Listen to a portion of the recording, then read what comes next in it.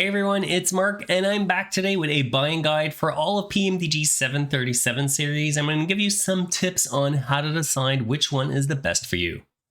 There are 4 models that are available on PC, and they will all eventually be available on Xbox too, but deciding between them isn't easy, so I collected all of the pros and cons for you so that you can make an informed decision.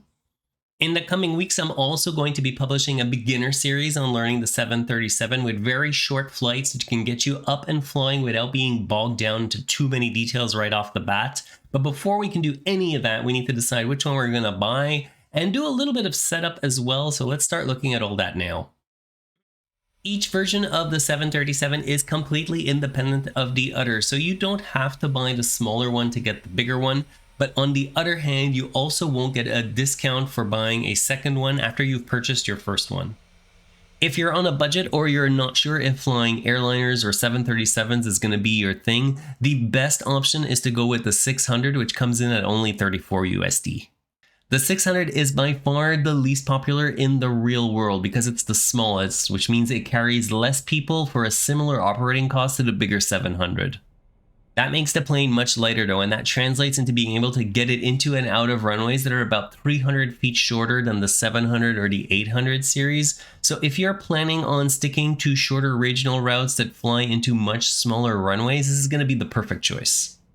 One downside is if you're looking to realistically replicate real-world flights with the 600, you're going to have a tough time because there aren't many operators left around the world with it, and even at its peak, it was never very popular.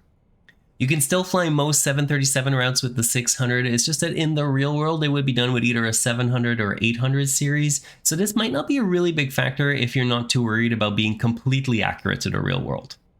The only other real downside to the 600 is that you only get one variant to pick from, but that's what makes it available at such a lower price point. The 700 hits the middle ground of all the models that are available, and it's an all-around pretty good performer, but because it's a bit bigger, it won't get into the tight spaces that you can with the 600. There are also enough operators like Southwest that you can use to replicate real-world ops easily if that's what you're into. The 700 also comes with 2 other variants, the BBJ and the BDSF.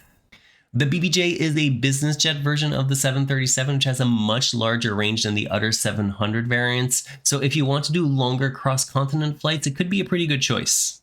It also comes with the BDSF model, which is a cargo version of the airplane, and it gives you the option to fly cargo routes, which can be a nice change of pace from passenger flights. In terms of cost, the 700 is almost double the price of the 600 and pretty much the same price as the 800 series, so I don't really recommend the 700 series at all. If you're willing to splurge for something bigger than the 600, you should probably be getting the 800 instead.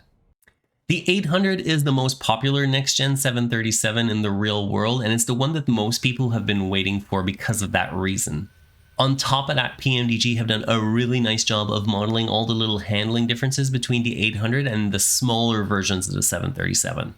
Based on what I've read and seen, takeoff and landing feel pretty different, and the 800 definitely takes up a lot more space on the runway to get to speed and to slow down. The 800 series comes with 4 models. You've got your passenger model, you've got 2 different cargo versions of it, and you also get the business jet version, which, similar to the 700 series, is gonna be able to fly longer distances because it has those bigger fuel tanks. The 800 comes in at a hefty 75 USD, but it seems to go on sale fairly frequently, so I'd say keep an eye on it for a little bit if it's not on sale before pulling the trigger, especially if you're watching this around any type of holiday. The latest model to become available is the 900 series, and this one's available for 50 USD, and the difference in price again is due to the number of variants that you get with it. You get the normal passenger version with this one, and on top of that you also get the 900ER passenger model, which stands for extended range, and that's going to be ideal for your long haul flights. The 900 is the most challenging to fly because of its bigger size, and it's going to be a lot more sluggish because of all of that extra weight. Overall, I think the 800 is the best way to go, even though it's the most expensive model. The 600 is a great choice if you're on a budget, and if you want something a bit bigger but you don't want to spend all the extra dough for the 800, the 900 is a pretty good choice too.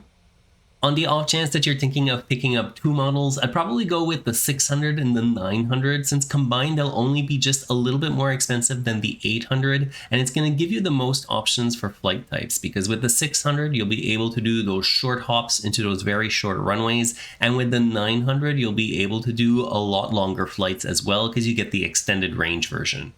For these videos, I'm going to be using the 800. There are some slight changes between all of the different variants, but to be honest, it should be close enough that you'll be able to replicate it with any model that you decide to use. We're going to get back to the video in just a second, but I do want to remind you, if you get some value, to please make sure to hit the like button and consider subscribing as well. I publish a new video every 2 weeks with tips, tricks, and tutorials for Microsoft Flight Simulator, and your likes and subscribes are what keep the channel growing.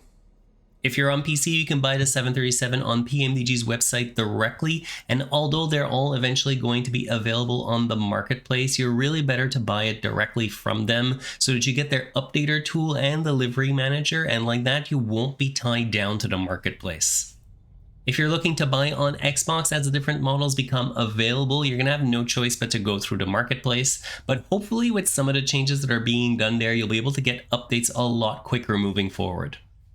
Once you've purchased and installed the plane that you want, the easiest way to find them in the sim is to go into the airplane selection screen, type 737 into the search box, and all of the variants for the series that you bought are going to appear for you.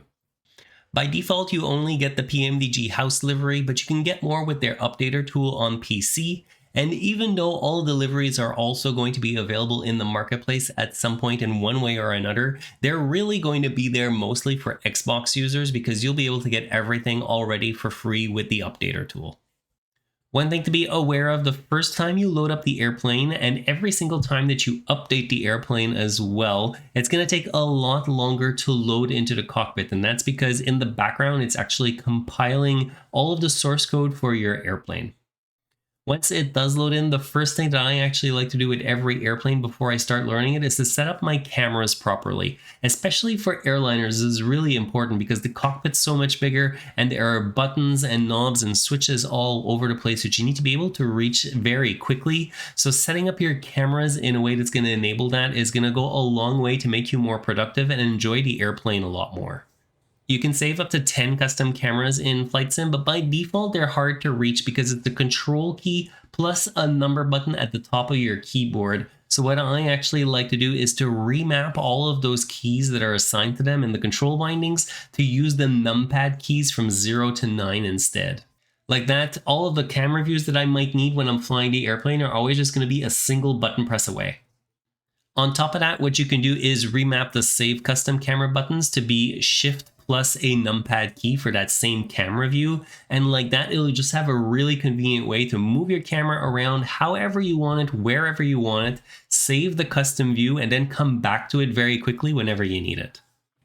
For the 737 and pretty much any airliner, I'll have one key to display the FMS, which is just to the bottom right, another one to go to the overhead and to access everything there, one more a little bit more towards the center of the center panel just so that you can access all of the controls across the front of the airplane. And lastly, I like to have one to be able to access the pedestals so that I can get to the radios, the flaps, and the throttles, and the trim if I need to as well. As of the time I'm recording this, there is no EFB with the 737, but if there were one, I'd probably have a custom camera view to go directly to it as well. I always try and keep a couple of custom cameras open for the wing views as well, and this is really easy to set up in the PMDG. I really like what they did here. All you've got to do is use the different keyboard keys to move yourself into the cabin, and from there you just place yourself wherever you want your wing view from, save your custom camera view, and then once you're in the cockpit you can easily get back to that custom camera view by just pressing your button. That covers it for cameras, and the only other topic that I really want to touch on is setting up your controller and specifically the reverse throttles with this airplane because it's a little bit touchy to get them working. Every controller is different, but the good news is there are already a bunch of tutorials on how to set up a bunch of them on YouTube, and what I'll do is include a link in the description below to all of them for you. I'll have a couple of links for the TCA throttle quadrant, the Honeycomb Bravo, as well as the Boeing controls if that's what you're using. And that's going to wrap it up for our intro to the 737 today. Please make sure to hit the like button on your way out if you learned something useful, and make sure that you subscribe so that you don't miss the next episode in this series.